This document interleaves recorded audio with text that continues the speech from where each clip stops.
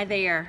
I hope that song blesses your heart. I'm really always amazed when someone talks to me about who Jesus is or who they understand Jesus to be. I myself, growing up and then into my young adult years, felt that God was waiting for me to mess up so that he could punish me. And a lot of that had to do with my experience in my childhood, experiences that shaped that. But what I have found is that the God that I know now, the Jesus that I serve, the Holy Spirit that lives inside of me and with me, is much different than what I understood him to be then.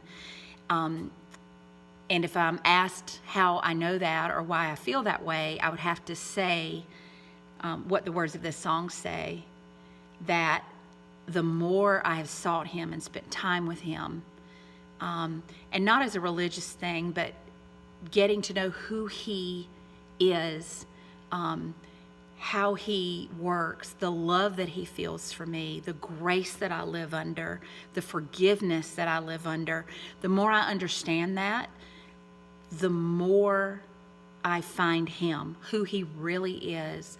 And the more I find him, the more I love him, the more I fall in love with him. He is altogether beautiful, altogether lovely. There is no sin in him. There is no wrong in him. And he loves me and accepts me just as I am, with all of my flaws and all of my shortcomings and all of the things that I do wrong and say wrong and feel wrong and think wrong.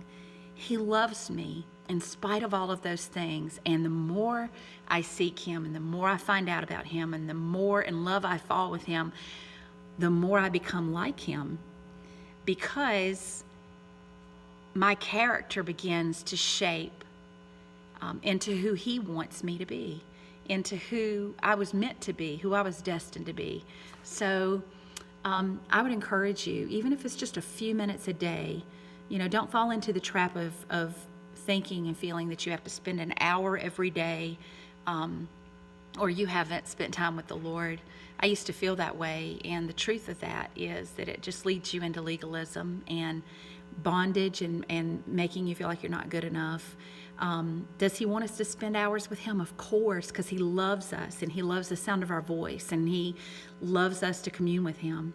But if you can just start with 5 minutes and then do that consistently and then go to 10 and 15, 20, 25, 30, and then work up to that. Just that time spent with him is what he so desires from us. So I pray that for you today, that you would seek him every day, just a little bit. Just pick a verse out of the Word and just meditate on that during the day and pray about every little thing.